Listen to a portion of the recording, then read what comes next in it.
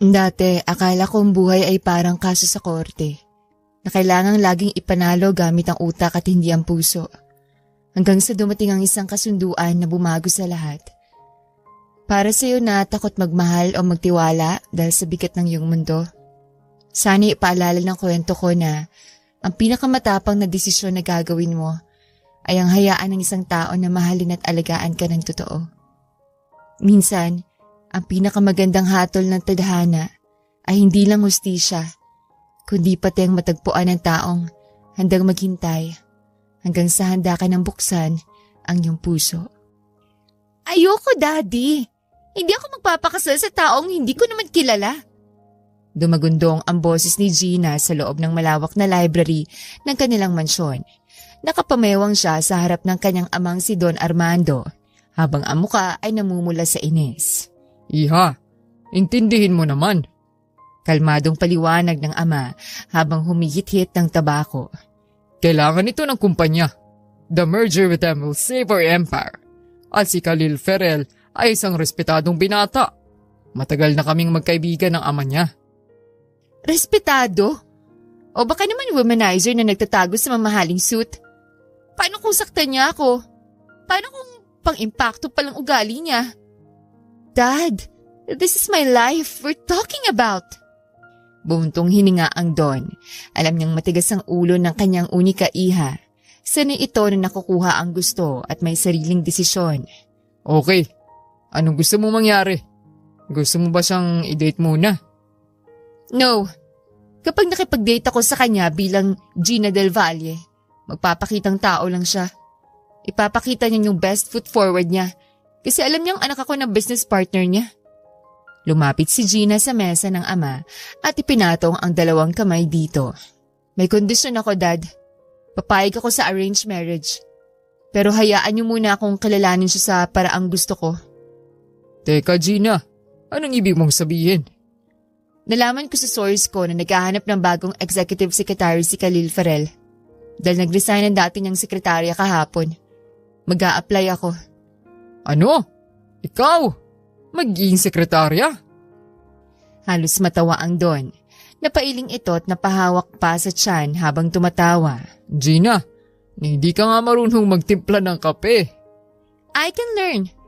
Gusto ko siyang makasama araw-araw nang hindi niya alam na akong fiancé niya. Gusto ko makita kung paano siya magalit, kung paano siya magtrabaho, at kung paano siya tumato ng mga empleyado. Kapag pumasya siya sa standards ko, itutuloy ang kasal. Kapag hindi, call off the wedding. Napailing na lang ang ama pero alam niyang wala siyang magagawa. Tulad ng nakasanayan, hahayaan niya na lamang si Gina hanggang sa kusa itong matuto ng leksyon. Fine. Do what you want. Pero wag kang iiyak sa akin kapag napagod ka sa trabaho doon. O kapag nasigawan ka. Hindi kita kakampihan. Tandaan mo yan. Pagsapit ng Lunes, ibang-ibang itsura ni Gina ngayon. Wala na ang mga Chanel dresses at Louboutin heels. Wala ng heavy makeup at salon blow-dried na buhok. Nakasuot siya ngayon ng simpleng puting long sleeves, itim na pencil skirt na nabili niya sa department store at flats. Ang buhok niya ay nakatali ng mahigpit na bun at nagsuot siya ng thick-rimmed eyeglasses para maitago ng konti ang kanyang muka. Ang pangalan niya sa resume niya ay Georgina Gigi Santos. Kaya mo to, Gigi. Bulong niya sa sarili habang nakatayo sa harap ng Ferrell Tower. Pumasok si Gina sa building at sumabak sa proseso. Dahil matalino naman siya at nagtapos sa magandang universidad sa ibang bansa. Bagaman tinago niyang tunay na school sa resume, madali siyang nakapasa sa HR interview. Ang huling hamon ni Gina ngayon ay ang final interview kasamang CEO mismo. Si Khalil Ferrell ang lalaking pakakasalan niya. Sana pala na-research ko man lang kung anong itsura niya. Baka magulat ako pag lumabas siya at below sa expectations kong itsura. Bahagyang natawa si Gina. Madami siyang kaibigan na ikinasal sa mga mayayamang negosyante at hindi naman sa pangiinsulto, ngunit lahat ng kanilang mga asawa yung mayayaman lamang pero walang itsura. Well, basta hindi siya mukhang unggoy at masyadong matanda. Okay na siguro. Miss Santos, you may enter now. Biglang tawag ng HR manager dahilan para mapaayos ng tindig si Gina. Pagbukas ng pinto, ang malamig na opisinang sumalubong sa kanya. Modern at minimalist ang disenyo. Sa dulo, may isang malawak na mesa na nakaharap sa floor-to-ceiling glass window. Nakita ang buong Makati skyline. "Good morning, sir. I'm Georgina Santos." Bati ni Gina habang pinipilit na maging formal ang boses. Dahan-dahang lumingon ang lalaki. At sa sandaling yon, parang huminto ang paghinga ni Gina. Hindi lamang photogenic si Khalil Ferrell. Napakagwapo nito. Matangkad ang binata, malapad ang balikat na bumabakat sa kanyang fitted gray suit. Ang buhok niya ay maayos na nakastyle pero may ilang hibla na bumabagsak sa noo. Ang kanyang panga ay matalim, ang ilong ay matangos at ang mga mata niya ay kulay hazel brown. Malalim at parang nanghihigop ng kaluluwa. "Diyos ko, itong mapapangasawa ko?" Did you say something, Miss Santos? Biglang uminit ang pisngi ni Gina. Ang balak niyang paniniktik ay biglang nahaluan ng atraksyon. Hindi niya inasahan na ganito kalakas ang appeal ng lalaki. Tinitigan siya ni Khalil mula ulo hanggang paa. Napansin ni Gina na saglit na tumigil ang tingin ni Khalil sa kanyang mukha. Kumunot ng bahagya ang noon na binata na parang may naaalala, pero mabilis din itong nawala at napalitan ng professional poker face. "Have a seat, Miss Santos." Baritonong utos ni Khalil. Umupo si Gina at kinuha ni Khalil ang resume niya. Georgina Santos, graduate of a local university. No prior experience as an executive secretary. Bakit kita tatanggapin? Ang trabaho ito ay para sa mga taong kayang sumabay sa bilis ko. I fire people easily. Baka umiyak ka lang sa unang araw mo. Na-challenge si Gina. Lumabas ang pagiging palaban niya. Tinaas niya ang kanyang noo, hindi siya sanay na nagpapatalo.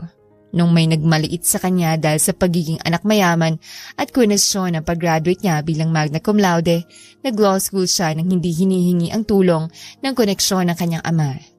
2 years ago, pumasa siya sa bar examinations at may sarili siyang law firm sa Amerika. "Hindi po ako iyakin, sir. Mabilis akong matuto at kaya kong gawin ang lahat ng iuutos niyo. I may lack experience but I have the dedication. Subukan niyo po ako." Napangisi si Khalil, isang maliit na ngisi na lalong nagpagwapo sa kanya. Sumandal siya sa kanyang swivel chair at pinag-cruise ang mga braso. "Kaya mong gawin lahat? Kahit magtimpla ng kape? Magpa-laundry ng suit ko? O magstay dito hanggang hating gabi?" "Opo, kayang-kaya ko." Tinitigan siya ulit ni Khalil. Ang tingin nito ay tumagal sa kanyang mga mata sa likod ng salamin. Para bang nagpipigil itong ngumiti. Ilang sandali pa, tumayo si Khalil at naglakad palapit sa kanya. Umupo ito sa gilid ng mesa sa harap mismo ni Gina. Ang amoy na expensive cologne nito ay bumalot sa ilong ni Gina, dahilan para bumilis lalong tibok ng puso niya. "Okay, Georgina, you're hired." "Po? Agad-agad?" "Ayaw mo ba?" "Gusto po. Thank you po, sir." "But strict ako. Ayoko sa tatanga-tanga. At ayoko sa sinungaling." Napalunok si Gina. Patay. "Start ka na ngayon. Ipagtimpla mo ako ng kape. Black, no sugar, nasa pantring gamit. Go." Tumayo si Gina. Medyo nanginginig pero puno ng determinasyon. "Yes, sir." Pagkalabas ni Gina ng pinto, napasandal siya sa pader at humawak sa dibdib niya. Grabe. Akala ko ako ang maniniktik. Bakit parang akong natutunaw sa tingin ng lalaking yun? Napangiti si Gina sa kanyang sarili. Mukhang mag-enjoy ako sa trabahong to. Umanda ka, Khalil Ferrell. Kikilatisin kitang mabuti. Sa loob ng opisina, naiwan naman si Khalil. Kinuha niya ang cellphone niya at tinawagan ng kanyang private investigator. "Sir, cancel the background check on the new secretary." Nakangiting sabi ni Khalil habang nakatingin sa pintong nilabasan ni Gina. "Kilala ko na kung sino siya." "Po? Ano pong ibig niyong sabihin, sir? Sino pong bago niyong sekretary?" "She's my wife-to-be. Hayaan niyo lang siyang maglaro. Mukhang magiging masaya to." Gabi na at tahimik na rin ang Ferrell Tower. Karamihan sa mga empleyado ay nakauwi na at ang custodial staff na lang ang naririnig sa hallway. Sa loob ng opisina ng CEO, tanging ang ilaw sa mesa ni Khalil at ang dim light sa gilid ang nakabukas. Niligpit ni Gina ang kanyang gamit. Tapos na ang minor tasks at pag-aaral ng intercom system. Madali lang aralin ng mga itinuro sa kanya sa orientation, pero kailangan niyang umarte na nahihirapan siya ng konti para maging kapanipaniwala. Tumingin siya sa relo niya. 8:00 na. Teka, andito pa kaya yun? Sumulyap siya sa glass door ng opisina ni Khalil. Naroon pa rin ang binata at seryosong nagbabasa ng kontrata habang humihit-hit ng kape. Napangisi si Gina. Perfect timing. Ito na ang pagkakataon ni Gina. Gusto niyang subukan kung marupok ang mapapangasawa niya. Kung bibigay ito sa simpleng landi ng isang sekretarya sa unang araw pa lang. Ibig sabihin ay womanizer ito at hindi mapagkakatiwalaan. Kapag nangyari yon, may sapat na siyang ebidensya para kumbinsihin ang daddy niya na i-cancel ang kasal. Madali lang to, Gigi. Sanay ka sa courtroom. Ano lang naman ang isang lalaking tulad ni Khalil? Saan ni Gina sa kanyang sarili para palakasin ang kanyang loob. Tumayo siya at inayos ang sarili. Inalis niya ang salamin niya saglit at nag-apply ng konting lip tint para magmukhang bitten lips. Binuksan niya ang pinakataas na botones, sapat lang para makita ang kanyang maputing leeg at konting collarbone. Isinuot niya ulit ang salamin at nagpakawala ng ilang hibla ng buhok para magmukhang messy but sexy. Kumatok siya ng mahina at pumasok. Sir Khalil? Malambing na tawag ni Gina. Hindi lumingon si Khalil. Yes, Miss Santos. Umuwi ka na. Tapos ng oras mo. Ayoko po pong umuwi, sir. Sagot ni Gina habang dahan-dahang lumapit sa mesa. Nakita ko kasing andito pa kayo. Baka po may kailangan pa kayo? O baka gusto niyo ng kasama? Huminto si Khalil sa pagsusulat. Lumapit si Gina sa gilid ng mesa ni Khalil. Ipinatong niya ang kanyang kamay sa kanto ng mesa at bahagyang yumuko para magtanong. Sinisiguradong maamoy ni Khalil ang mapang-akit niyang pabango. Wala na po ba akong pwedeng gawin para sa inyo, sir? Magaling din po ako sa ibang bagay. Sa wakas, lumingon si Khalil. Inaasahan ni Gina na makikita niya ang pagnanasa sa mga mata nito. Inaasahan niyang ngingiti ito ng mapaglaro at kagagatin ang pain. Pero ibang nakita niya. Ang mga mata ni Khalil ay madilim, seryoso at mapanuri. Para itong isang predator na nakakita ng kanyang prey. Dahan-dahang inilayo ni Khalil ang kanyang swivel chair paharap kay Gina. Ipinagkrus niya ang kanyang mga binti at sumandal. Tinitigan si Gina mula ulo hanggang paa. Are you flirting with me, Miss Santos? Bakit po, sir? Bawal po ba? Masama po bang maging close sa boss? Bawal maging friendly? Ngumisi si Khalil nang nakakalokot sa pagkakataong yon, tumayo ng binata. Sa tangkad ni Khalil, agad na naramdaman ni Gina kung gaano siya kaliit. Umatras si Gina ng isang hakbang pero mabilis na lumapit si Khalil. Hinawakan ni Khalil ang gilid ng mesa sa magkabilang tabi ni Gina at kinulong ang dalaga sa pagitan ng kanyang mga braso. Friendly? Bulong ni Khalil. Inilapit niya mukha niya sa mukha ni Gina. Sobrang lapit na nararamdaman na ni Gina ang init ng hininga nito sa kanyang pisngi. Friendly ang tawag mo sa pagbubukas mo ng butones ng polo mo? Sir, napaiwas ng tingin si Gina at pilit na tumawa. Nawala ng tuluyan ng composure niya. Ang utak niya ay nag-short circuit dahil sa lapit ang mukha ni Khalil. Akala mo ba hindi ko alam ang ginagawa mo? You're testing the waters, Gigi. But be careful. Baka hindi mo magustuhan kapag lumalim ang tubig. Bumilis ang tibok ng puso ni Gina. Hindi dahil sa takot kundi dahil sa isang emosyon na ayaw niyang aminin. Excitement at atraksyon. Yun ang nararamdaman niya ngayon. Are you brave enough to play with me? Tanong ni Khalil at mas inilapit pang muka na parang hahalikan na siya.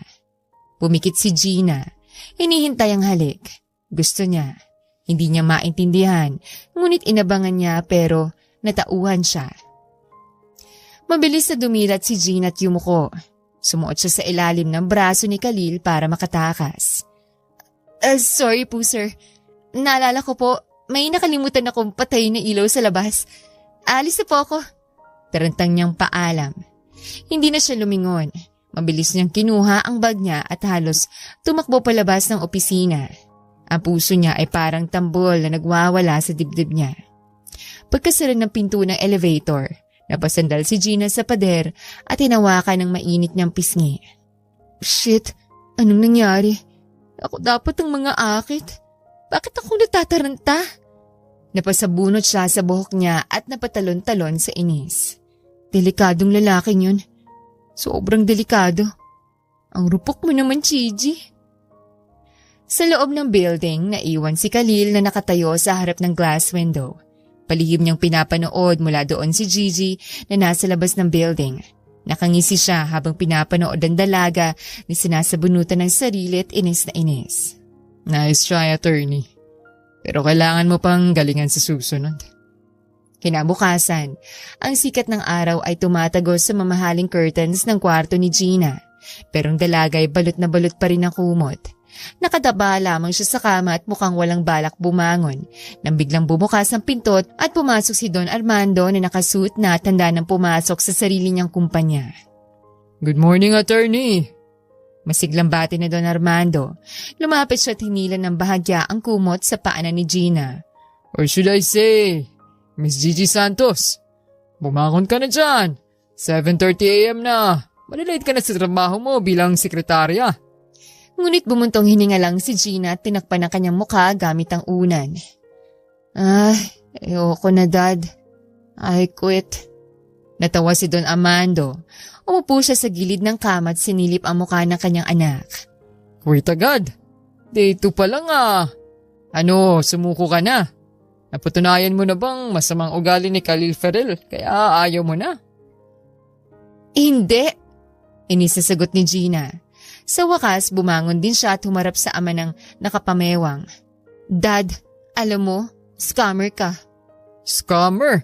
Bakit? Sabi ko sa'yo mabait siyang lalaki. Maprinsipyo, matalino. At totoo naman lahat yun ah. Bakit? Nagkamali ba ako? May ginawa ba siyang masama sa'yo kahapon? Wala. But I hate you. Bakit na naman? Kasi hindi mo sinabing ganun siya kagwapot. Ang lakas ng appeal niya. Dad, it should be illegal to look that good. Umagalpak ng tawa si Don Armando. Napahawak pa siya sa kanyang tiyan dahil sa lakas ng kanyang tawa. Aha! So yun ang problema mo. Na-distract ba ang anak ko? Sira na ba ang plano mo? Hindi lang na-distract, Dad. Na-stress ako. Ang plano ko, hanapan ko siya ng butas. Hanapan ko siya ng red flag. Pero nung tiningnan niya ako kagabi, feeling ko matutunaw ako. Sinubukan ko siyang landiin pero akong naakit, Dad. Nakakahiya. Nakakahiya sa bar license ko. Ang rupok ko pala. Hinawakan ni Don Amadong balikat ng anak at hindi pa rin matigil sa tawa. Iha, normal lang yan.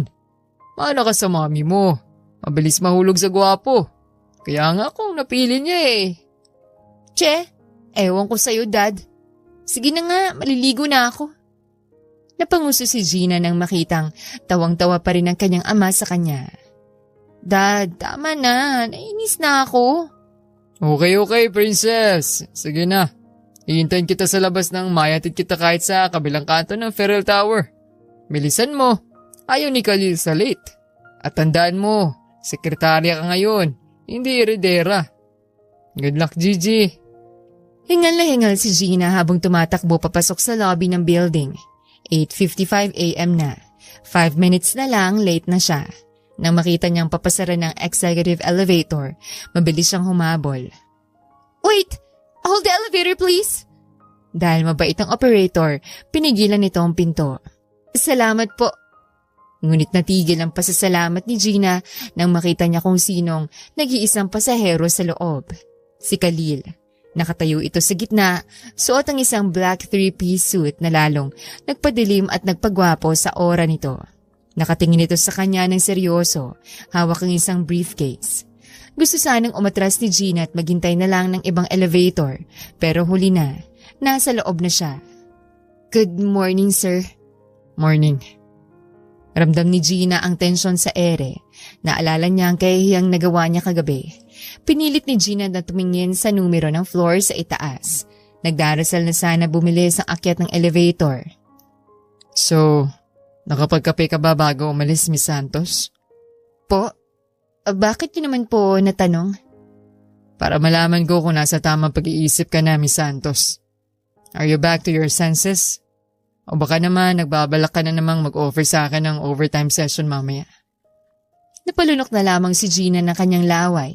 Napalingon siya sa elevator operator na nalaki ang mata matapos marinig ang sinabi ni Khalil. Sobra-sobra ng hiya ni Gina at napadasal na lamang siya na sana'y lamunin na siya ng lupa. Sir, about last night, medyo lang po, disoriented ako. Baka po sa gutom lang yun. O sa pagod. Hindi ko po talaga alam ang pinagsasabi ko. Talaga? Sayang. I was actually considering your offer. Nanlaki ang mata ni Gina at napatingin kay Khalil. Muntik pang mahulog ang elevator operator sa kanyang inuupuan sa gulat. Joke lang. Masyado kang seryoso. Bumukas ang elevator sa top floor. Naunang lumabas si Khalil. Pero bago ito pumasok sa opisina nito, lumingon ito kay Gina na naiwan sa elevator na tulala pa rin. Get to my office immediately, Gigi. Marami akong ipapagawa sa iyo ngayong araw. And don't forget my coffee.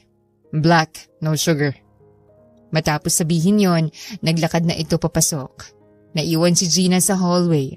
Hawak ang mainit ng pisngi habang hiyang-hiyang napalingon sa elevator operator na may pilyong ngisi.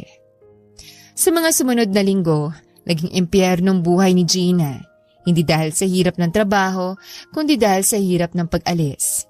Ilang beses na siyang nagpasa ng resignation letter kay Khalil gamit ang iba't ibang palusot. Pero tila laging may counter-offer ang binata. Sir, magre-resign na po ako. May sakit pong lola ko sa probinsya. Drama ni Gina isang Lunes. Sagot ng kumpanya ang hospital bills niya. Ipadadala ko ang best doctors namin doon. Sir, mag-aaral po ulit ako. Master's degree. Hirit ni Gina noong Miyerkules. Full scholarship. Sagot ng Federal Foundation. Pwede kang mag-aaral habang nagtatrabaho. I'll adjust your schedule. Sagot ulit ni Khalil. Sir, mag-a-abroad na po ako. Desperadong sabi ni Gina pagdating ng Biyernes. I can arrange a transfer to our London branch. Mas malaking sahod dun. Napapasabunot na lang si Gina sa CR. Ang patibong na hinukay niya para kilatisin si Khalil ay naging sarili niyang kulungan. Gusto na niyang umalis dahil lalo siyang nahuhulog sa binata. Pero mukhang ayaw siyang pakawalan nito. At ang mas malala, ayaw niya na ring umalis. Isang hapon sa opisina, busy si Khalil sa pagbabasa ng isang proposal mula sa Board of Directors. Ito ay tungkol sa pag-a-acquire ng isang maliit na tech company pero tatanggalin ng lahat ng orihinal na empleyado para makatipid. Nakita ni Gina na mukhang stress si Khalil. Gigi, basahin mo to. Anong tingin mo? Lumapit si Gina at kinuha ang folder. Pinasa niya ito ng mabilis. Sa loob ng ilang segundo, lumabas ang pagiging Attorney Gina Del Valle niya. Kumunot ang noo ni Gina. Sir, this is a bad idea. Kung tatagalin niyo ang mga empleyado right after acquisition ng walang just cause or proper redundancy process, babahain kayo ng labor cases. Not only is it illegal under labor code due to bad faith, but it will also tarnish the Ferrell brand. Mas malaking gagastusin niyo sa litigation at PR damage control kaysa sa matitipid niyo sa sahod. Natigilan si Gina. Na-realize niyang napasobra ang legal jargon niya. Tumingin siya kay Khalil, naghihintay na mabuking. Pero imbes na magtaka, dahan-dahang ngumiti si Khalil. Isang ngiti na puno ng paghanga at pagmamalaki. Brilliant. You're right. Masyado kong nakafocus sa numbers. Nakalimutan ko ang legal liabilities. Thanks, Gigi. I'll use that in the meeting. Matapos sabihin yon, tumayo si Khalil at kinuha uli ang folder. Mabilis na umalis si Khalil papunta sa boardroom at iniwan si Gina na nakatulala. Pagsapit ng gabi, bumalik si Khalil galing sa meeting na mukhang masaya. Niluwagan niya ang kanyang tie at lumapit sa desk ni Gina. We saved the deal. Nakinig sila sa advice mo. Hindi na namin tatanggalin ng mga empleyado. Mabuti naman po, sir. Dahil dyan, mag-ayos ka. Mag-dinner tayo bilang pasasalamat sa tulong mo. Nabuhayan si Gina. Gutom na rin naman siya kaya gusto niyang sinama. Inakala niyang hindi naman siya mapapano dahil sinabi ni Khalil na tayo at inakala niyang kasama ang board of directors doon. Pero laking gulat niya nang huminto ang sasakyan ni Khalil sa isang private fine dining restaurant sa Tagaytay na may overlooking view ng Taal Volcano. At ang mas nakakagulat, silang dalawa lang ang nasa table. Sir, bakit tayong dalawa lang? Nasaan si Attorney Gomez? Si Mr. Tan? Sila ba ang nagligtas sa kumpanya kanina? Ikaw ang may gawa nun, kaya ikaw ang lilibre ko. Napakurap si Gina. Ang paligid ay romantiko. May kandila sa gitna ng mesa. Tumugtog ang biolin sa di kalayuan at malamig ang simoy ng hangin. Pakiramdam niya na si isang date sila. Sa una sobrang awkward. Relax, Gigi. Natatawang sabi ni Khalil habang hinihiwa ang steak nito. Hindi ako nangangagat. Basta't wala kang gagawing kalokohan. Tulad nung unang gabi mo sa office. Muntik nang maibuga ni Gina ang tubig niya. Mabilis na namula ang mukha niya sa hiya.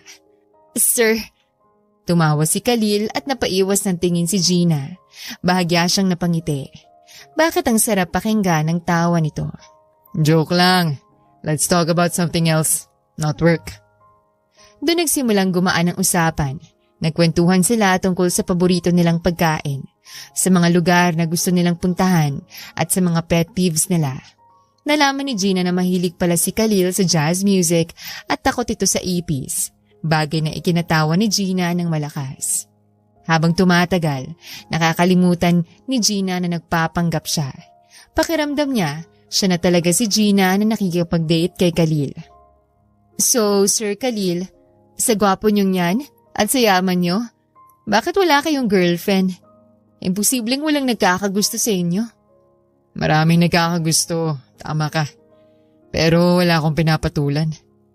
Bakit? Choosy kayo? Tumingin si Khalil sa malayo, sa mga ilaw ng lungsod sa baba. Ang mga mata niya ay naging malungkot at nostalgic. May hinihintay kasi ako. Hinihintay? Sino naman po? Nung 18 years old ako, may nakilala akong babae sa isang debut. She was wearing a red dress. She was loud, opinionated, and a bit bratty. Kwento ni Khalil habang may maliit na ngiti sa labi. Inaway niya yung waiter dahil mali yung timpla ng juice niya. I thought she was annoying at first. Pero nung gabing yun, nakita ko siyang lumabas ng hotel at binigay yung suot niyang soul sa isang ginaw na pulubi sa labas. Tapos sumakay siya sa kotse niya na parang walang nangyari. Tinitigan ni Khalil si Gina sa mata. Napatikim naman si Gina sa kanyang inuupuan. Simula noon, wala na ako ibang nagustuhan. I tried dating, pero lagi ko siyang hinahanap sa ibang babae. Siya lang laman ng isip ko sa loob ng mahabang panahon. I watch her achievements. Sobrang proud ako sa lahat ng narating niya ngayon. Kahit hindi niya alam na ako ang #1 supporter niya. Bumagsak ang balikat ni Gina. Naramdaman niya ang kirot sa dibdib niya. May mahal na pala siya. At hindi siya yon. Si Gina ang fiancé. Siya ang arranged wife. Siya ang kontrabida sa love story ni Khalil at nung babaeng naka-red dress. Nasa na yung babae ngayon? Malapit lang. Nasa paligid lang siya. Kaya pala pumayag ka sa arranged marriage sa anak ng mga Del Valle. Kasi wala ka naman talagang pakialam kung sinong papakasalan mo. Dahil may iba namang laman ng puso mo. Ginagawa mo lang yun para sa business. Natigilan si Khalil. Hindi niya inaasahan ang reaksyon ni Gina. Ilang sandali pa, napangiti siya at bahagyang natawa. Siguro nga. Pero malay mo, matutunan ko ring mahalin ang magiging asawa ko. Swerte naman niya. Bulong ni Gina, pero sa loob-loob niya ay gusto niyang umiyak. Swerte ko, isip ni Gina. Akong magiging asawa mo pero habang buhay akong magiging pangalawa lang sa babaeng yun. Tinapos nila ang gabi nang may mabigat na damdamin. Si Khalil umaasang maintindihan ni Gina ang pahiwatig at si Gina wasak ang puso dahil sa akalang may ibang mahal ang lalaking unti-unti na niyang minamahal. Sabado, walang pasok sa opisina. Pero sa halip na mag-shopping o mag-relax sa spa, nakahiga lang si Gina sa mahabang sofa sa sala ng kanilang mansyon. Nakatitig siya sa mataas na kisame. Yakap ang isang throw pillow. Ang TV nakabukas pero hindi niya ito pinapanood. Ang utak niya ay stuck pa rin sa dinner nila ni Khalil. Paulit-ulit na nag-e-echo ang boses ni Khalil sa isip niya. Para siyang tinutusok ng karayom sa puso tuwing naalala niya ang lungkot sa mga mata ng binata habang kinakwento nito ang tot ganito. Anak, bakit parang Biyernes Santo yung mukha mo? Napalingon si Gina. Pumasok si Don Amando galing sa garden habang may hawak na dyaryo at kape. Bumangon si Gina at umupo ng maayos pero baksak pa rin ang balikat. Dad, tingin ko kailangan na nating itigil ang kasal. Natigilan si Don Amando. Ibinaba niyang dyaryo at umupo sa tapat ng anak. Seryosong mukha nito pero may kislap ng kuryosidad sa mga mata. Bakit? Akala ko ba nag-enjoy ka na sa pagiging sekretarya niya? Sabi mo nung isang araw, brilliant ka daw, sabi niya. Hindi yun tungkol sa trabaho, Dad. Tungkol to sa nararamdaman niya. Dad, may mahal na siyang iba. Nung nag-dinner kami, inamin niya sa akin. May babae siyang gusto simula pa nung 18 years old siya. First love niya yata. At mukhang mahal na mahal pa rin niya hanggang ngayon. Tumingin si Gina sa ama habang nakasimangot. Dad, nakakakonsensya. Pakiramdam ko ako yung kontrabida sa love story nila. Dahil sa arranged marriage na to, hindi niya mapupuntahan yung babaeng mahal niya. I'm ruining his chance to be happy. Hindi ko naman siya pwedeng pilitin na mahalin ako kung may iba na sa puso niya, diba? Napangiti ng lihim si Don Amando. Kilala niya ang anak niya. Sa likod ng pagiging bratty nito, may malambot itong puso at masaya siya na hindi ito nagbabago. Ito pa rin ang kanyang little princess na laging tumatakbo sa kanya sa tuwing may pinagdadaanan. Iha, huwag ka masyadong mag-isip. Kung talagang mahal niya yung babaeng yun at gusto niya yung makatuluyan, bakit hindi niya niligawan noon pa? Bakit siya pumayag sa merger at sa kasal niyo? Ewan ko ba? Baka torpe? O baka taken na yung babae? Basta sabi niya, nasa paligid lang daw yung babae. Sumandal si Gina sa sofa at tumingin sa kawalan. Inaalala ang detalye at napabuntong hininga na naman siya. Pero Dad, may kakaiba eh. Hindi ko maalis sa isip ko yung description niya dun sa babae. Parang pamilyar. Parang narinig ko na o nakita ko na yung eksenang kinuwento niya. Uminom ng kape si Don Amando para itagong ngiti niya.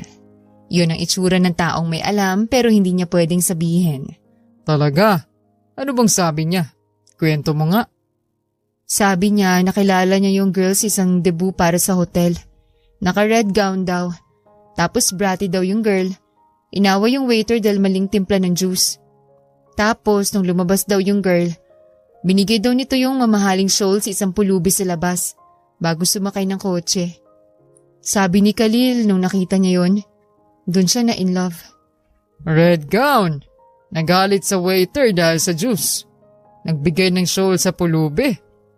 Oo, Dad. Specific, diba? Ngumisi si Don Amando. Inilapag niya ang tasa ng kape sa mesa. Anak, ulyanin ka na ba?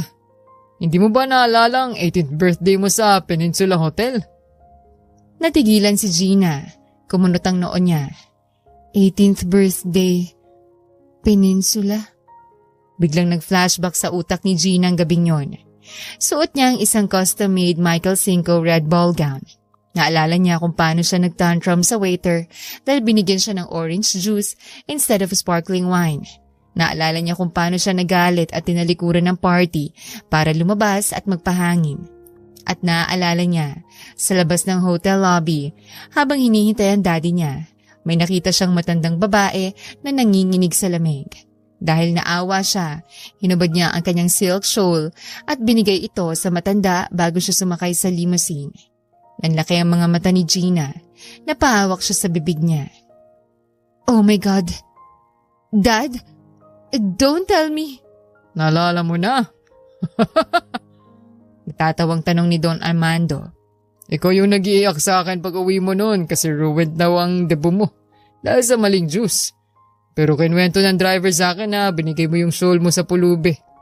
Nagtampo pa ako kasi binili ko yun sa Paris para sa 70th birthday mo.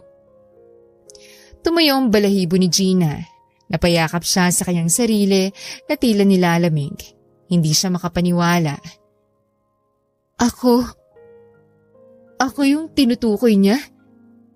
Ako yung babaeng mahal niya? Tumayo si Don Armando, tinabik ang balikat ng anak. Sige, balik na ako sa office. Naglakad na ang Don palabas ng sala nang may pilyong ngiti at iniwan ng anak na tulala. Dad! Wait! Madami pa akong what ifs! Lumingon na lang si Don Armando at nagkibit balikat sabay kindat. Tuluyan na naiwan si Gina sa sofa habang ang puso ay nagwawala sa halo-halong emosyon.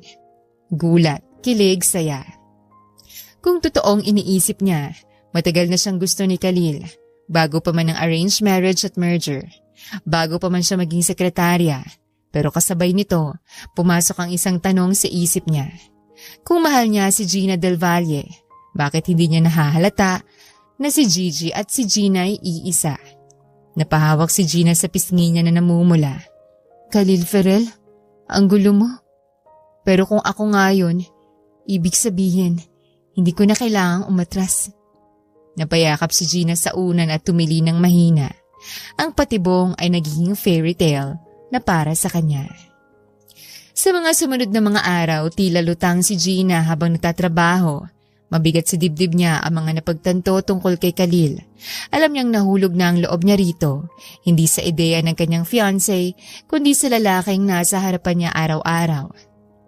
Gayunpaman, may gumugulo sa isip niya.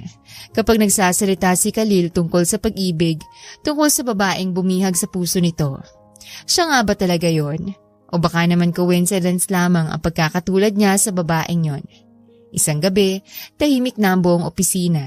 Karamihan sa mga empleyado ay nakauwi na, pero nanatili si Gina para tapusin ang ilang mga papeles.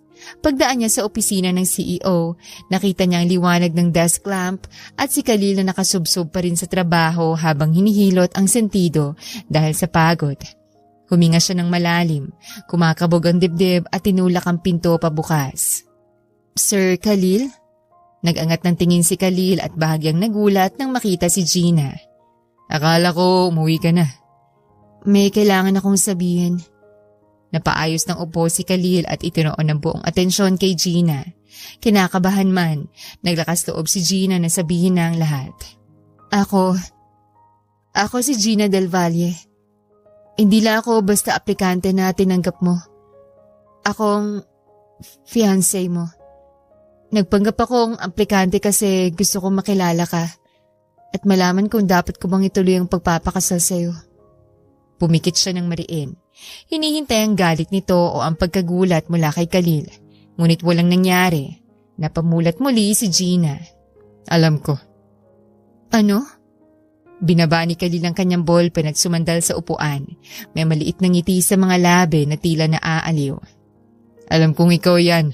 Nung una kita ko pa lang sa'yo sa interview mo. Alam mo? Sa simula pa lang, alam mo na kung sino talaga ako?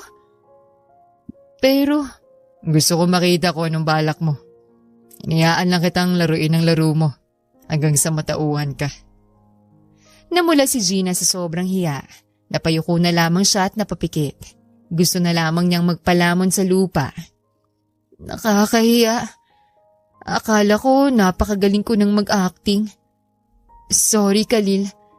Gusto ko lang naman malaman kung sino ka talaga. Biglang parang lumiliit ang kwarto. Bumigat ang hangin sa mga salitang hindi pa nasasabi ni Gina. Sa mga tanong na gusto niyang itanong at mga bagay na gusto niyang linawin, humakbang si Gina palapit. Tapos na ang pag-aalinlangan at pagpapanggap. Gusto niya nang mabigyan ng linaw ang lahat ng gumugulo sa isipan niya. Khalil, may bagay akong gustong malaman. Yung babaeng sinabi mong mahal mo, yung kinuwento mo. Ako ba yun? Napatitig si Khalil kay Gina. Hindi ito agad na sumagot, ngunit hindi mabasa ng dalaga ang reaksyon niya. I mean, Yung mga kwento mo kasi, nangyari rin sa akin. Kaya gusto ko lang malaman para malinawan ako.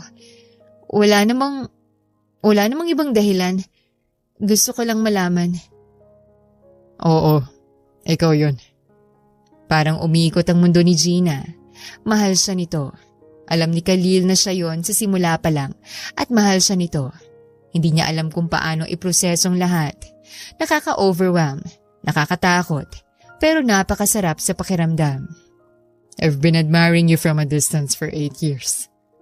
Umalis si Khalil sa pagkakasandal sa mesa at tumakbang palapit sa kanya na walang espasyo sa pagitan nila. At akong nakiusap sa daddy mo na pumayag sa engagement natin. Not because of the merger. Palusot lang yun. Anong ibig mong sabihin? What I'm saying is, mahal kita, Gina. At matagal na. Matindi ang tensyon. Ramdam ni Gina ang init mula sa katawan ni Khalil. Sobrang lapit na nito at naaamoy na niya ang pabango nito.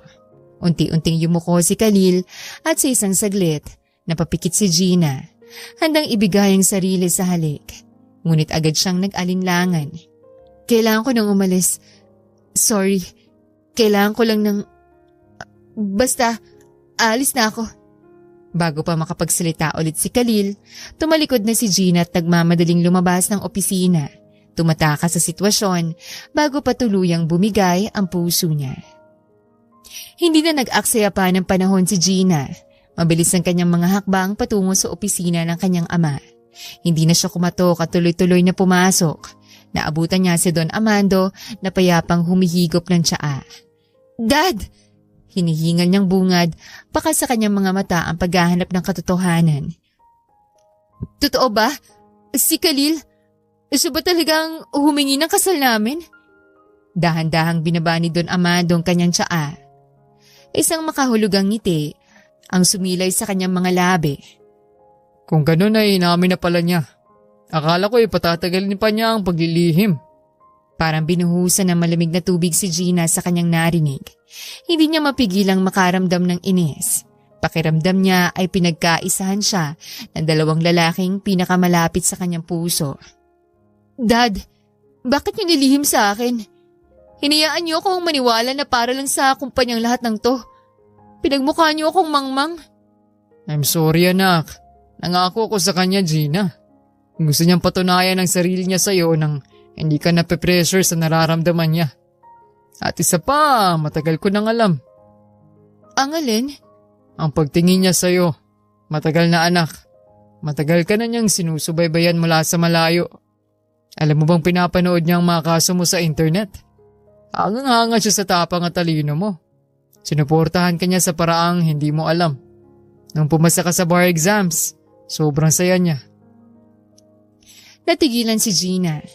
Habang abala siya sa pagtatayo ng pader sa paligid ng puso niya, matagal na palang nag-aabang si Khalil sa labas nito. At ngayong alam niya na ang lahat, hindi niya alam kung anong mararamdaman niya. Kaya nung nagkaroon na siya ng lakas ng loob na hingi ng kamay mo, binigyan ko siya ng pagkakataon. Pero alam mong mahalaga sa akin ang nararamdaman mo. Kaya binigyan ko siya ng kondisyon. Kondisyon? Sinabi ko sa kanya na ang engagement na to ay paraan lamang para makilala mo siya. Knowing you, alam kong hindi ka papayag ng basta na lang at gagawa ka ng paraan para makahanap ng kahit anong impormasyon tungkol kay Khalil. Hayaan kitang makilala siya bilang mapapangasawa mo. Pero kapag dumating ang araw at hindi mo talaga siya nagustuhan, kung hindi ka masaya, sinabi ko sa kanya na ititigil natin ang kasal.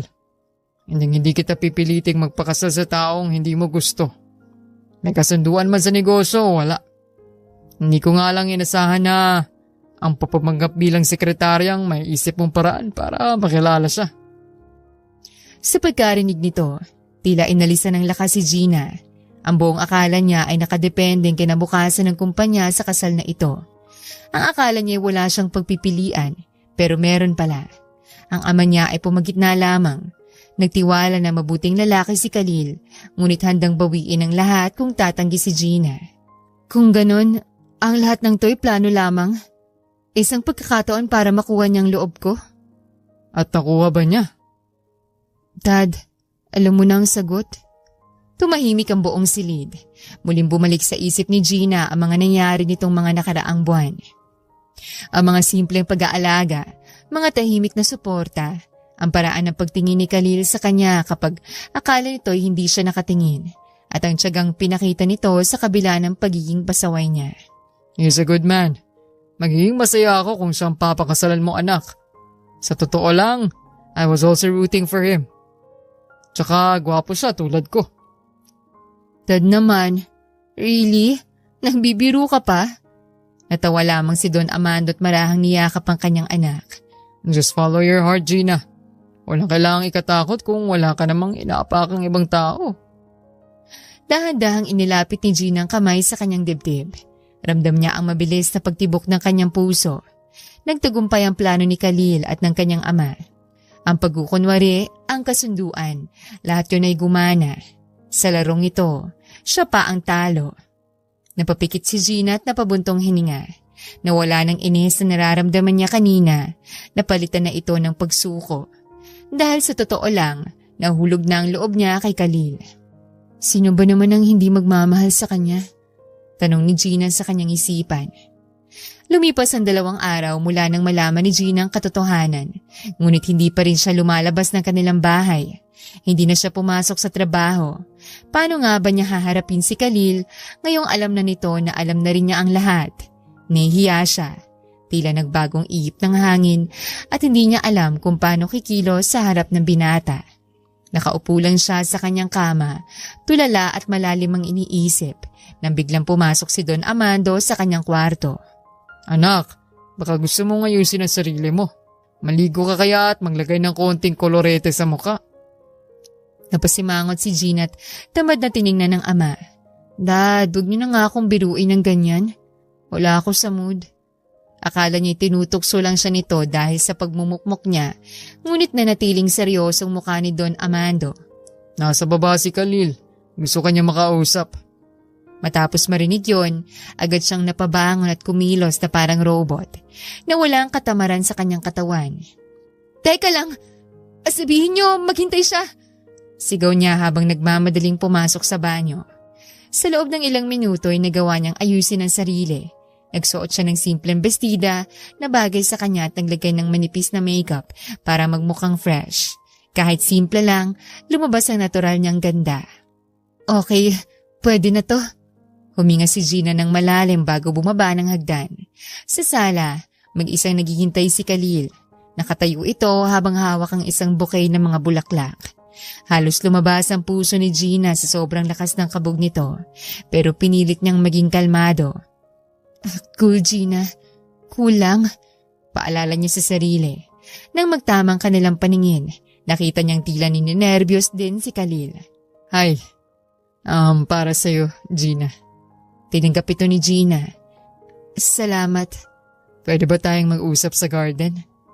Tumango si Gina at naglakad sila patungo sa hardin. Sariwa ang hangin doon at payapang paligid, ngunit ramdam pa rin ang tensyon sa pagitan nilang dalawa. Naupo sila sa bench. Humarap si Khalil sa kanya, seryosong mga mata. Gina, gusto ko lang sabihin na malinis ang intensyon ko sa'yo. Yung tungkol sa kasunduan namin ng papa mo. Ginawa ko yun kasi gusto kong makilala mo ako ng walang halong pressure. Yumuko si Khalil, tila naghahanap ng tamang salita. Pero kung nabibigla ka sa lahat ng nalaman mo, kung sa tingin mo ay masyadong mabilis, handa ako maghintay. Hihintayin ko kung kailan ka handa. Napatingin si Gina sa kanya. Nakita niya ang sinseridad sa mukha nito. Napangiti siya ng mapait. 8 taon kang naghintay, Khalil. At handa ka pa ring maghintay ulit? Natigilan si Khalil. Nanlaki ang mga mata nito at napatawa ng mahina habang napapakamot sa batok. Bahagya siyang natawa. Sinabi na pala ni Tito Amandong lahat. Natawa na rin si Gina. Sa sandaling yon, gumaan ang pakiramdam niya. Nawala ang hiya at kaba. Dahan-dahang ibinaba ni Gina ang pader na para sa kanyang sarili. Wala na siyang dapat ipag-alala. Mahal siya ng lalaking ito at ramdam niya ang sinseridad nito. Hindi mo na kailangang maghintay, Khalil. Bulong ni Gina bago marahan na lumapit at mabilis na hinilikan si Khalil sa pisngi. Dahil nahulog na rin ako sa'yo. Natigilan si Khalil sa halik at sa pag-amin ni Gina. Tila hindi ito makapaniwala. Ngunit ang rumihistro sa utak niya ang sinabi ng dalaga, isang matamis na ngiti ang sumilay sa kanyang mga labi. Hinawakan niya ang mukha ni Gina. Tinitigan ito ng may pagmamahal at dahan-dahang inilapit ang kanyang mukha. Sa pagkakataong ito, hindi na sa pisngi dumapong halik, kundi sa mga labi ni Gina. Isang halik na puno ng pagmamahal, pangako at pasasalamat na sa wakas, hindi na niya kailangang tanawin lang si Gina mula sa malayo. Hindi nagtapos ang kwento sa hardin ng hapong yon. Sa katunayan, yon pa lamang ang simula. Bagamat malinaw na ang kanilang nararamdaman para sa isa't isa, nagpasya sina Gina at Khalil na wag munang magmadali sa pagpapakasal. Nais nilang namnamin ang bawat yugto ng kanilang relasyon na hindi dumaan sa mabilis na proseso ng arranged marriage. Gusto nilang kilalanin ang isa't isa. Sa loob ng 2 taon, hinarap nila ang maraming pagsubok. Nariyan dumaan sa krisis ang kumpanya ni Don Amando na kailangan nilang tulungang ibangon ng magkasama.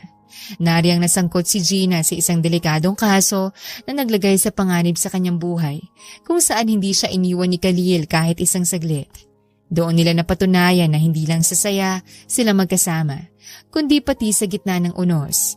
Ang bawat luha at tagumpay ay nagsilbing semento na lalong nagpatibay sa pundasyon ng kanilang pagmamahalan. Isang gabi habang abala si Khalil sa pagre-review ng ilang dokumento sa kanyang home office, biglang bumukas ang pinto. "Khalil." Agad na binitawan ni Khalil ang mga papeles na hawak niya nang makita si Gina na bagsak ang balikat na lumapit sa kanya. Baka sa mukha ng dalagang matinding pagod. Hindi pisikal, kundi emosyonal. Hindi na nagtanong si Khalil. Iniharap niya ang kanyang swivel chair kay Gina at ibinuka ang kanyang mga bisig. Walang atubiling, lumapit si Gina at umupo sa kandungan ng binata. Isiniksik niya ang kanyang mukha sa leeg ni Khalil at doon nagpakawala ng isang malalim na buntong hininga. Hinaplos ni Khalil ang likod ni Gina ng marahan at puno ng pag-aaruga. "Anong nangyari? Natalo ka ba sa kaso mo ngayon?" Umiling si Gina habang nakasubsob pa rin sa leeg ng nobyo. "Hindi. Nanalo ko." "Nanalo ka naman pala. Pero bakit parang pasan mong mundo?" Umangat ng tingin si Gina. Malungkot ang kanyang mga mata na tumitig kay Khalil. "Nanalo ko. Pero bigat sa pakiramdam. Nakita ko yung reaksyon ng kliyente ng kalaban ko. Yung iyak ng pamilya nila nung ibinaba ang hatol. Alam kong ginawa ko lang trabaho ko para sa kliyente ko pero hindi ko maiwasang maawa." Muling sumandal si Gina sa dibdib ni Khalil.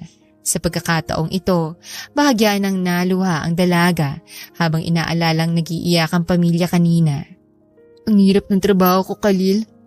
Minsan parang nauubos ako. Parang kailangan ko maging manhid para lang magawa ko ng tamang tungkulin ko." Niyakap siya ng mahigpit ni Khalil at hinalikan sa tuktok ng ulo.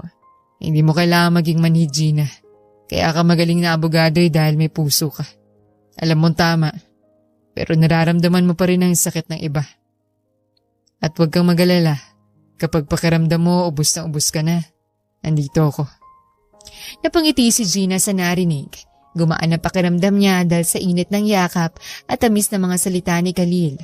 Tumingala siya at hinawakan ang pisngi ng binata. "Salamat.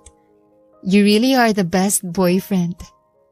At nang sumapit ang 2 taon ng kanilang relasyon sa harap ng dambana, sa wakas ay natupad na ang matagal ng pangarap ni Khalil. Nakatayo sila sa harap ng altar ng isang lumang simbahan sa Tagaytay. Ang paligid ay napapalamutian ng mga puting bulaklak at ang hangin ay presko at amoy bagong umaga. Nang oras na para sa kanilang mga sumpaan, humugot ng malalim na hininga si Khalil. Tinitigan niya si Gina sa mata. Ang mga matang 8 taon niyang tinanaw mula sa malayo. "Gina, alam ng lahat kung gaano katagal ako naghintay. 8 taon. Sa loob ng 8 taon, nakontento kong hangaan ka sa distansya. Pinanood ko kung paano ka lumaban para sa iba. Kung paano mo binuong sarili mo. Akala ko sapat na yon. Pero nung binigyan ako ng Diyos at ni Don Amado ng pagkakataon na lapitan ka, nalaman kong kulang pala. Kulang ang panoorin ka lang. Gusto kitang makasama. Gusto kong ako ang tagapunas ng luha mo kapag pagod ka na. Gusto kong ako ang pahinga mo. Gusto kong mahalin ka hindi lamang ng patago. Hinawakan niya ng mahigpit ang kamay ni Gina at hinalikan nito. Kaya sa harap ng Diyos at ng ating mga pamilya, pinapangako ko, hindi ka na muling lalaban ng mag-isa.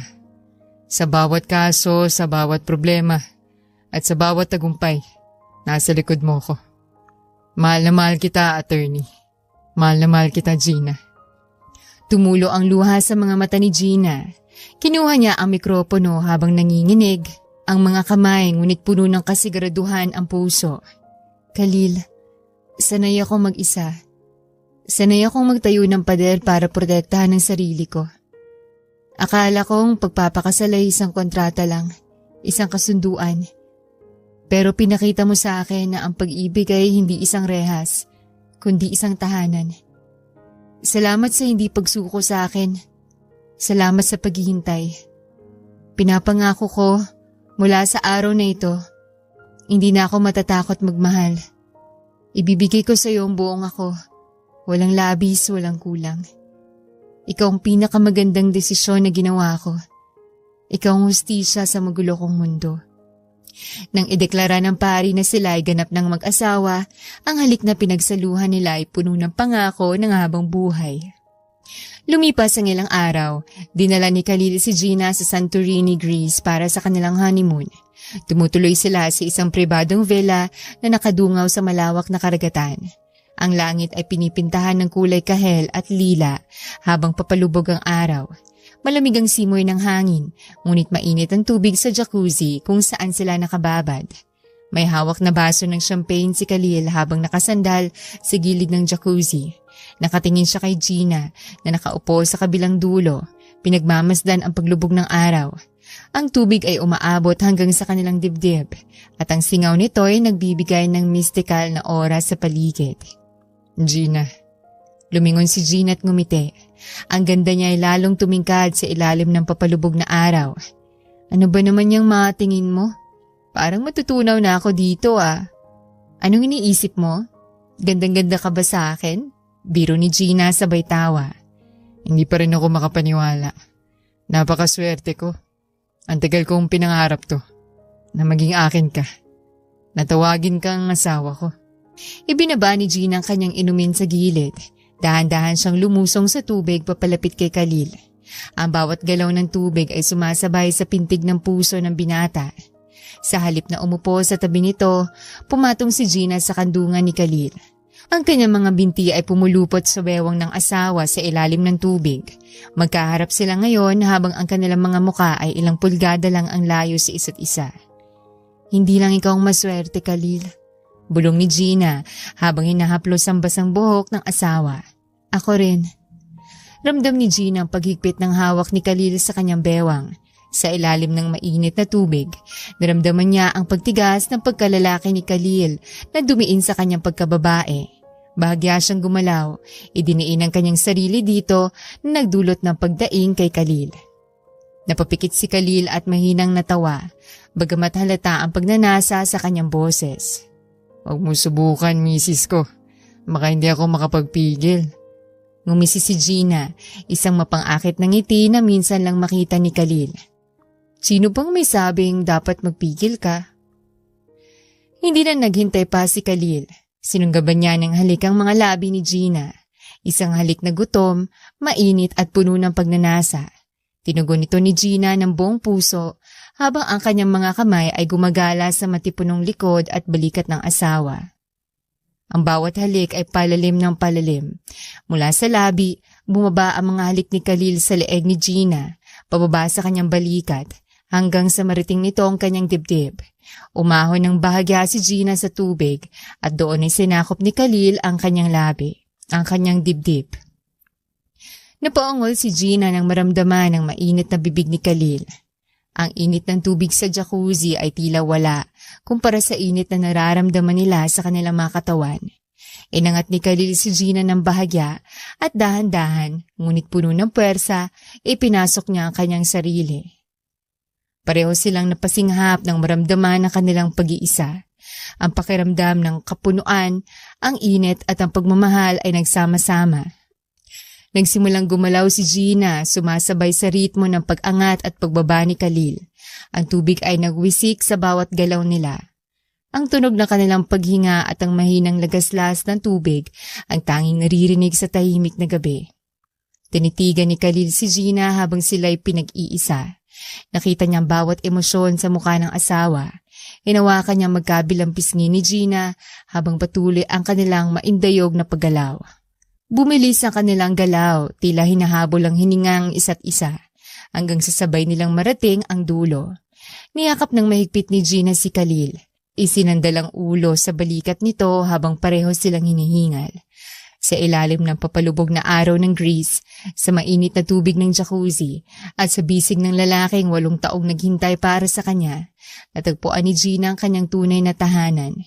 Wala ng mga pader, wala ng mga lihim. Tanging pag-ibig na lamang na wagas at totoo. 5 taon nang nakalilipas, isang maaliwalas na linggo ng hapon. Ang malawak na hardin na dati ay saksi lamang sa tahimik na pag-iisa ni Gina at sa mga seryosong usapan ng negosyo ay napuno ngayon ng masasayang halakak. "Papa, bilisan mo!" Sigaw ng 4 na taong gulang na si Kian, ang panganay ni Gina at Khalil. Tumatakbo ito ng mabilis, hawak ang isang laruang eroplano. Bilisan niyo tumakbo, nandito ng monster! Natatawang sigaw naman ni Khalil. Karga-karga niya sa kanyang balikat ang 2 taong gulang na si Amara habang hinahabol nila ang kuya nito. Ang tawa ni Amara ay parang musika sa pandinig habang humahagik-gik ito at nakakapit ng mahigpit sa buhok ng kanyang ama. Nanonood lamang si Gina mula sa veranda, hawak ang isang baso ng iced tea. Nakangiti siya habang pinagmamasdan ng kanyang mag-aama. Ibang-iba na ang buhay niya ngayon. Dati, ang mga linggo niya ay ginugugol sa pagbabasa ng mga case files at paghahanda para sa mga pagdinig sa korte. Tahimik ang kanyang mundo, kontrolado at walang puwang para sa gulo. Pero ngayon, magulo ang kanyang mundo. Pero ito ang uri ng gulo na hinding-hindi niya ipagpapalit sa kahit ano. Huminto si Khalil sa pagtakbo nang maabutan si Kian. Binaba niya si Amara at sabay niyang kiniliti ang 2 bata sa damuhan. Dinig na dinig ni Gina ang saya sa boses ng asawa. Si Khalil, ang lalaking matyagang naghintay ng 8 taon. Ang lalaking tinanggap ang hamon ni Don Amando. Ang lalaking hindi sumuko sa kanya. Napatingin si Khalil sa gawin ni Gina. Kahit pawisan at magulong buhok dahil sa pakikipaglaro, napakagwapo pa rin ito sa paningin niya. Kumaway si Khalil at sinanyasan siyang lumapit. "Mama, sali ka sa amin. Dito po tayo sa baba." Binaba ni Gina ang kanyang baso at naglakad papunta sa kanila. Agad siyang sinalubong ng yakap ni Kian at Amara. "Mama, nahuli kami ni Papa." Sumbong ni Kian. "Ganun ba? Hayaan niyo, huhulihin ko siya." Biro ni Gina. Tumayo si Khalil at niyakap si Gina mula sa likod. Ipinatong ang baba sa balikat ng asawa habang pinapanood nila ang mga bata na muling tumakbo para habulin ang mga paru-paro. Pagod na ako. Natatawang bulong ni Khalil sabay halik sa pisngi ni Gina. Ang lakas ng energy ng mga anak natin. Manang-mana sa'yo. "Sa akin talaga? Nakuha nga ni Kian ng mata mo. At si Amara, nakuha ang pagiging malambing mo." "Masaya ka ba, mahal ko?" Lumingon si Gina, tinitigan ng mga mata ng asawa. Sa loob ng mga matang yon, nakita niyang refleksyon ng kanyang sarili. Hindi bilang ang matapang na abogadong kinatatakutan ng marami, kundi bilang isang asawa at ina na puno ng pagmamahal. Naaalala niyang araw na nalaman niyang tungkol sa arranged marriage. Ang galit, ang inis, ang pag-aakalang isa lamang itong transaksyon. Sino mag-aakala na ang kasunduang yon ang magdadala sa kanya sa ganitong klase ng kaligayahan? Sobra. Hindi ko inakala na pwedeng maging ganito kasaya ang buhay ko. Salamat, Khalil. Wala yun. Basta ba't kasama kita? Kahit 8 taon pa ulit akong maghintay, gagawin ko. Sa gitna ng hardin, sa ilalim ng sikat ng araw at sa piling ng kanilang mga anak, natagpuan ni Gina ang kanyang pinakamalaking tagumpay. Marami na siyang naipanalong kaso sa korte. Marami na siyang natanggap na parangal. Ngunit sa lahat ng kanyang mga laban, ang pamilyang ito, ang pag-ibig na ito, ang pinakamagandang desisyon na ginawa niya. At ito ang habang buhay niyang ipaglalaban at iingatan. Ang pag-ibig ay madalas dumarating hindi sa panahong handa na tayo. Minsan darating ito sa panahong kailangan natin ito at kaya nitong tibagin kahit ang pinakamatibay na pader na itinayo natin sa ating mga sarili. Ang tunay na pagmamahal ay marunong maghintay. Nagpapatunay na kahit ang isang kasunduan sa papel ay pwedeng mauwi sa totoo at panghabang buhay na sumpaan kung may sinseridad. Sa huli, ang pinakamatamis na tagumpay ay hindi ang pagkapanalo sa anumang kaso o laban, kundi ang pag-uwi sa taong hindi sumukong mahalin ka.